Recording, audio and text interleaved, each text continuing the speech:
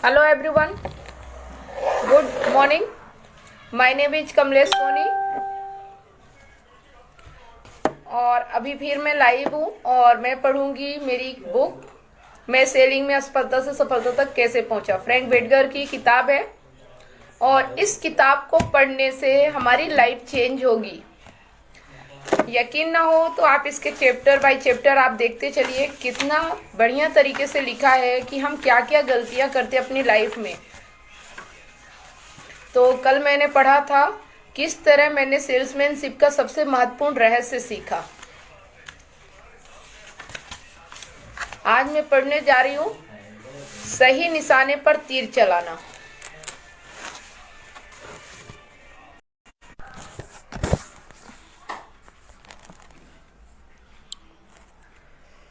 मैं सेलिंग में असफलता से सफलता तक कैसे पहुंचा, उसका चैप्टर नंबर 6 सही निशाने पर तीर चलाना। तो चलिए हम साथ में पढ़ते हैं सही निशाने पर तीर चलाना। बॉस्टन के कन्वेंशन में मुझे इस बात से बड़ी हैरानी हुई कि वहां देश के दिग्गज सेल्समैन बड़ी संख्या में उपस्थित थे। उनमें से कई तो कैलिफोर्निया, टेक्सास और फ्लोरिडा जैसे दूर दराज के इलाकों से आए थे। मैंने अपने नए मित्र हंसिकर से इस बारे में पूछा। देखो, उसने गोपनीय स्वर में कहा, ये चोटी के सेल्समैन नए विचारों के भूखे हैं। ये हमेशा ऐसे उपाय खोजने में लगे रहते हैं जिनसे वे अपने काम को बेहतर तरीके से कर सके। आप जितने अधिक सेल्स कन्वेंशन में हिस्सा ले सकते हो उनमें हिस्सा ले। अगर आपको वहां पर एक भी विचार मिल जाते हैं तो आपने जितना पैसा और समय खर्च किया है वह आपके लिए सबसे अच्छा निवेश साबित हो सकता है। इसके अलावा वहां पर आपको कई बड़े लोगों से मिलने का अवसर मिलता है। उनसे व्यक्तिगत रूप से मिलने से और उनकी बातें सुनने से आपको प्रेरणा मिलेगी। आप जब घर लौटेंगे तो आप में नया विश्वास और उत्साह होगा। यह सलाह इस ट्रिप पर सचमुच मेरे लिए काम कर गई थी। मिस्टर हंसिकर खुद ही वे बड़े आदमी थे जिनसे मुझे वह विचार मिला जो अमूल्य साबित हुआ। कोई हैरानी की बात नहीं थी कि मैं अपने लक्ष्य को अक्सर प्राप्त नहीं कर पाता था। मैं तो यह भी नहीं जानता था कि लक्ष्य था क्या। बेसबॉल में कहा जाता है, अगर आप बॉल को नहीं देख पाते तो आप उसे नहीं मार सकते। जब क्लेट हंसिकर ने मुझे लक्ष्य बता दिया तो मैं घर लौटा और मैंने सचमुच लक्ष्य पर, सही निशाने पर या बुल्स आई पर तीर चलाना शुरू कर दिया। 2 साल बाद क्लीवलैंड में हुए एक कन्वेंशन में एक वक्ता ने, जिसका नाम मुझे याद नहीं है, एक बहुत जोरदार भाषण दिया। सेल्समैनशिप का नंबर 1 नियम। उसने एक उदाहरण दिया था जो मुझे हमेशा याद रहेगा। यह रहा वह उदाहरण। एक रात बूस्टर यूनिवर्सिटी की एक मुख्य इमारत आग में जलकर धराशायी हो गई। 2 दिन बाद यूनिवर्सिटी के युवा प्रेसिडेंट लुई ई होल्डन एंड्रयू कार्नेगी से मिलने गए। तत्काल बिंदु पर आते हुए लुई होल्डन ने कहा, मिस्टर कार्नेगी, आप एक व्यस्त आदमी हैं और मैं भी। मैं आपका 5 मिनट से अधिक समय नहीं लूंगा। बूस्टर यूनिवर्सिटी की बिल्डिंग परसों रात को जल गई है और मैं आपसे नई बिल्डिंग के लिए $1,00,000 चाहता हूँ। कार्नेगी ने कहा, यंग मैन, मैं कॉलेजों को पैसा देने में यकीन नहीं रखता। होल्डन ने जवाब दिया, परंतु आप युवा लोगों की मदद करने में तो यकीन रखते हैं ना? है नहीं क्या? मैं भी युवा हूँ मिस्टर कार्नेगी और मैं भी अभी भारी संकट में हूँ। मेरा बिजनेस है, मैं कच्चे माल से कॉलेज के छात्र तैयार करना, और इस समय मेरे प्लांट का सर्वश्रेष्ठ हिस्सा धराशायी हो चुका है। आप समझ सकते हैं कि आपको कैसा लगेगा अगर आपकी कोई बड़ी स्टील की मिल धराशायी हो जाए और वह भी बिजी सेशन में। कार्नेगी, यंग मैन, अगर आप 30 दिन में $1,00,000 इकट्ठे कर लेते हैं तो मैं आपको इतने ही डॉलर और दे दूंगा। ठीक है सर, मैं समझ गया, होल्डन ने जवाब दिया। लुई होल्डन के इंटरव्यू में सिर्फ 4 मिनट का समय लगा था। 15 दिन में उसने $1,00,000 इकट्ठे कर लिए। एंड्रयू कार्नेगी ने उन्हें अपना चेक थमाते हुए मुस्कुराकर कहा, यंग मैन, अगर आप दोबारा मुझसे मिलने आए तो इतना ज्यादा समय ना लें। आपके द्वारा लिया गया हर मिनट मेरे लिए $25,000 का था। लुई होल्डन सीधे वुल्स आई पर निशाना साध रहे थे। वे जानते थे कि मिस्टर कार्नेगी के दिल में महत्वाकांक्षी युवकों के लिए सॉफ्ट कॉर्नर था। डॉक्टर होल्डन ने शायद वूस्टर यूनिवर्सिटी के लिए $1,00,000 इकट्ठे करने से भी बड़ा काम किया था। एंड्रयू कार्नेगी ने बाद में शिक्षा के विकास के लिए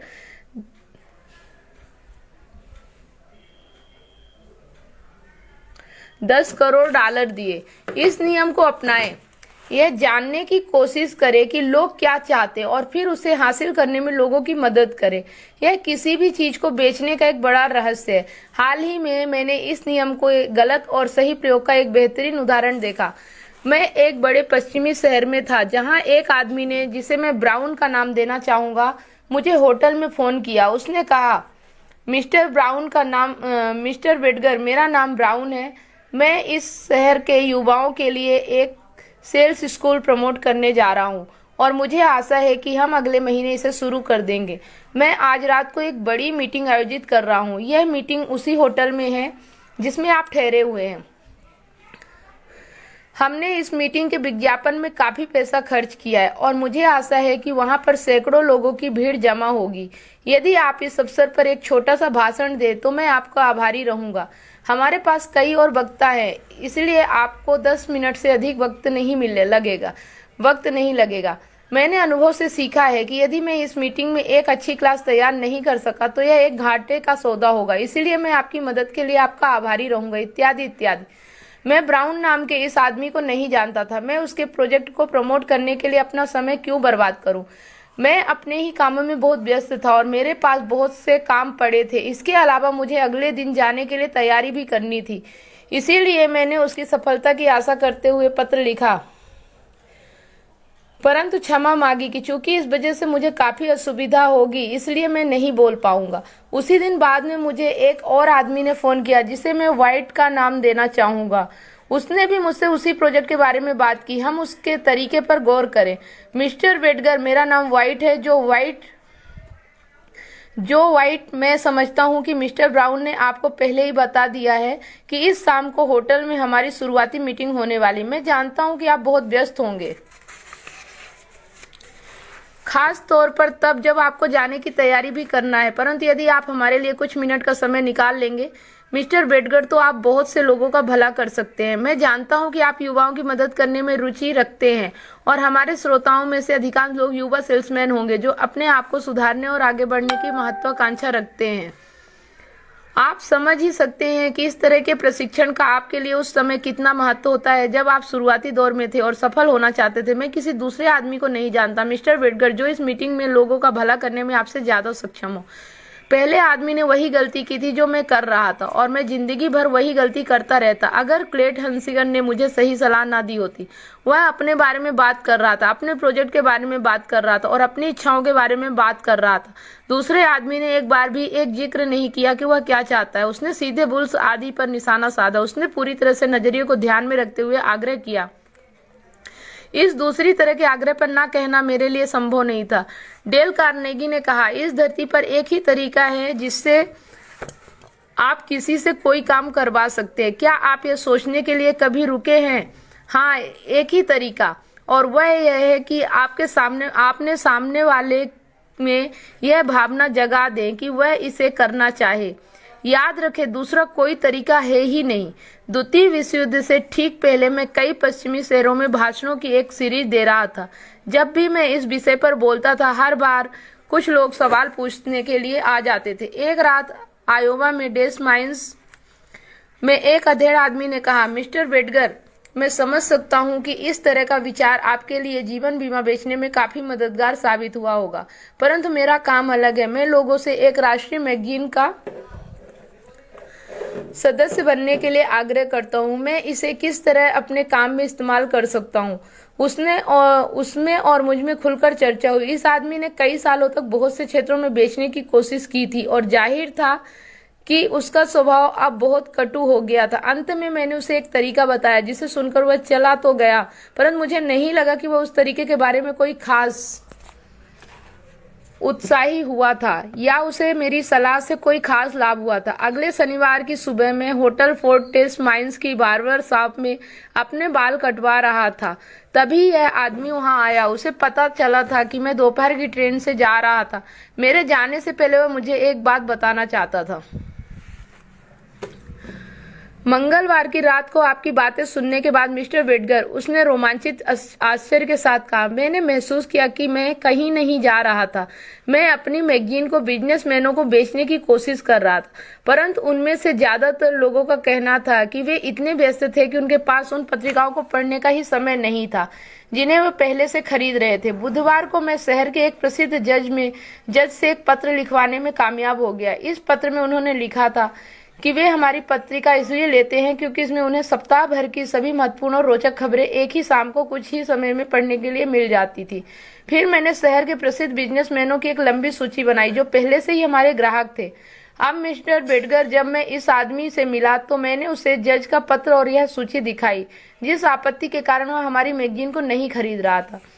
अब वही मेरा सबसे बड़ा प्लस पॉइंट बन गई। मैं आपको यह बताने की कोशिश कर रहा हूँ कि अब मैं मैगजीन नहीं बेच रहा था, बल्कि मैं इस बिजनेसमैनों को एक ऐसी चीज बेच रहा था जिसकी उन्हें जरूरत थी। मैं उन्हें जीवन को सबसे मूल्यवान वस्तु बेच रहा था, अधिक समय। कुछ दिन पहले तक इस सेल्समैन को लगता था कि वह जिन लोगों में मिलता था उनमें से ज्यादातर लोग उसे तुच्छ दृष्टि से देखते थे। वह लोगों से मिलने जाने से घबराता था। अब उसका नजरिया पूरी तरह से बदल गया था, क्योंकि अब उसे समझ में आ चुका था कि वह कितना महत्वपूर्ण काम कर रहा था। आदमी वही था, वह उसी प्रोडक्ट को बेच रहा था, उसी शहर में बेच रहा था, परंतु पहले वह असफल हो रहा था जबकि अब वह सफल हो रहा था। जैसा मैं आपको पहले ही बता चुका हूँ, कई साल पहले मुझे एक छोटे संडे स्कूल का सुपरिटेंडेंट चुना गया था। मैंने सोचा कि स्कूल की तत्कालीन महत्वपूर्ण आवश्यकता एक बड़े संगठन की थी, इसलिए मैंने पादरी से अगले रविवार की चर्च सभा में मुझे 5 मिनट का समय देने का आग्रह किया। मैं जानता था कि मुझे कुछ सेल करना था। अब मैं खड़े होकर चर्च में बैठे लोगों को यह बता सकता था कि मुझ पर यह काम थोपा गया था और मुझे इस काम में उनके सहयोग की और मदद की जरूरत थी। परंतु मैंने फैसला किया, अगर मैं अपनी मनचाही चीज हासिल करना चाहता था तो उसका तरीका यह था कि मैं उनसे इस बारे में बात करूं कि वे क्या चाहते हैं। तो मैंने उनसे यह कहा, मैं आपसे कुछ मिनट के लिए उन चीजों के बारे में बात करूंगा जो आप चाहते हैं। आप में से कईयों के बच्चे हैं। आप चाहते हैं कि वे संडे स्कूल में यहाँ आए और दूसरे अच्छे बच्चों से मिले और इस महान पुस्तक की सच्चाइयों से जीवन के बारे में अधिक सीखे। आप और मैं चाहते हैं कि हमारे बच्चे वे गलतियां ना करें जो मुझसे हुई है और शायद आप में कुछ लोगों से भी हुई होंगी। हम ऐसा किस तरह से कर सकते हैं?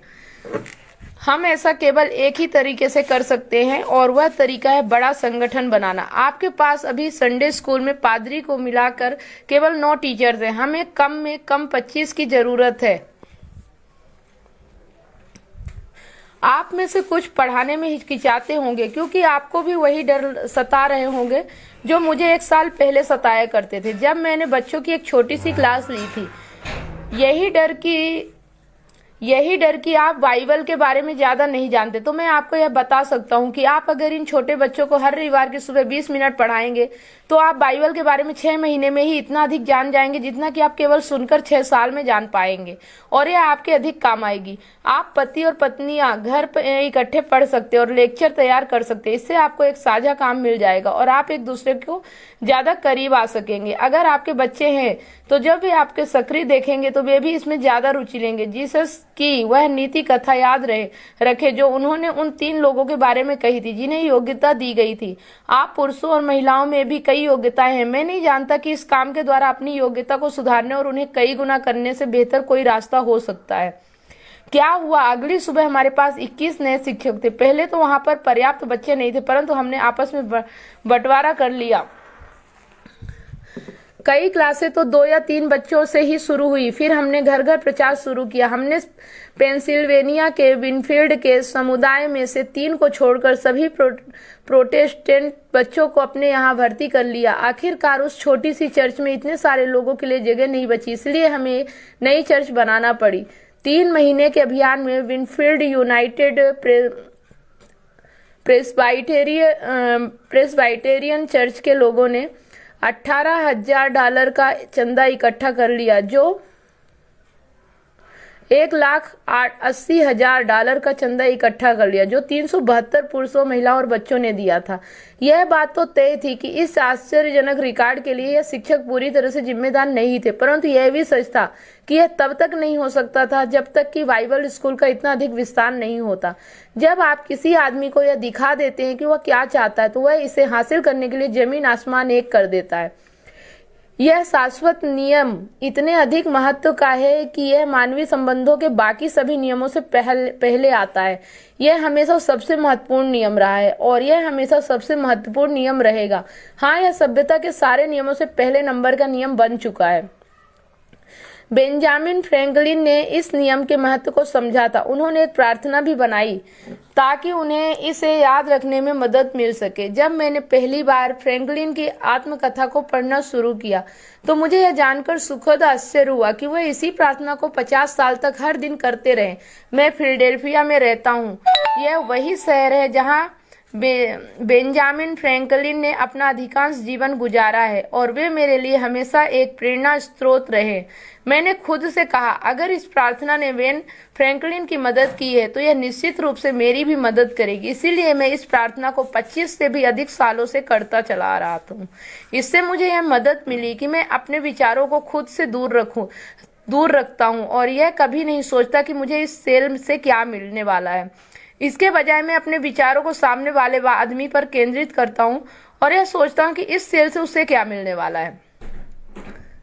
फ्रैंकलिन ने लिखा था, ईश्वर को बुद्धि का स्रोत मानते हुए मैं सोचता हूँ कि यह उचित और आवश्यक है कि हम इसे हासिल करने के लिए उसका सहयोग मांगे।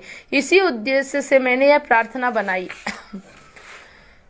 और मैं हर सुबह नियमित रूप से यह प्रार्थना करता हूँ। यहाँ प्रार्थना दी हुई है। बेन फ्रैंकलिन की प्रार्थना, हे लोक कल्याणकारी उदार पिता, दयालु मार्गदर्शक, मुझ में वह बुद्धि बढ़ाएं जिससे मुझे सच्चा लाभ हो। इस बुद्धि द्वारा सुझाए गए मेरे संकल्पों को मजबूत करें। आपकी दूसरी संतानों के लिए किए गए मेरे दयालुतापूर्ण कार्यों को स्वीकार करें, क्योंकि मेरे प्रति आपकी दयालुता का बदला चुकाने का मेरे पास सिर्फ एक ही तरीका है।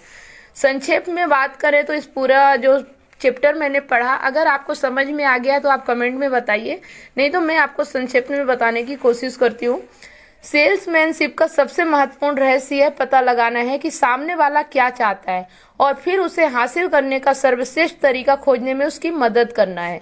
इस दुनिया में किसी से भी कोई काम करवाने का एक ही तरीका है। क्या आपने कभी इस बारे में सोचा है? हाँ, केवल एक ही तरीका, और वह तरीका है सामने वाले में ऐसी इच्छा जगाना ताकि वो उस काम को करना चाहे। याद रखें, इसके अलावा कोई दूसरा तरीका है ही नहीं। तीसरा, जब आप किसी आदमी के सामने यह स्पष्ट कर देते हैं कि वह क्या चाहता है, तो वह इसे पाने के लिए जमीन आसमान एक कर देता है। तो जो ये मैंने लेसन 6 पढ़ा, इसका मेन उद्देश्य ये जो 3 चीजें मैंने बताई, ये चीजें हैं, तो आप इस कहानी के माध्यम से समझ सकते हैं। तो फ्रेंड्स, आज की ये लेसन 6 यहीं पे समाप्त होता है और इस कहानी के माध्यम से आप समझ सकते हैं कि अगर हमें कोई भी काम करना है तो अपने बारे में उतना नहीं सोचना है कि हमें इससे क्या फायदा होगा। हम जिसके पास जाते हैं, जिससे हम चाहते हैं कि वो हमारा काम करे या उस काम को वो करे, तो हमें ये जानना बहुत जरूरी है कि सामने वाला इस काम को क्यों करेगा। और जब उसकी इच्छा हमें पता चल जाती है तो बस हमें एक ही काम करना है कि हम उसकी इच्छा पूरा करने में हम उसका किस तरह से सहयोग कर सकते हैं। अगर यही काम हम करते रहे तो हमें जीवन में सफल होने से कोई भी नहीं रोक सकता। और इस किताब के माध्यम से हमें ज्ञान मिलता है कि हमें किस तरह से वर्क करना है। तो आप सब इन किताबों को पढ़ते रहिए, जो कि मैं पढ़ रही हूँ उसे सुनते रहिए, और हो सकता है कि आपके जीवन में वो बदलाव आए और आज तक आप जो काम करना चाह रहे थे शायद उसमें आपको असफलता मिल रही थी, तो अब से आपको उसमें सफलता मिलना शुरू हो जाएगी। तो फिर मिलते हैं नेक्स्ट लेसन के साथ।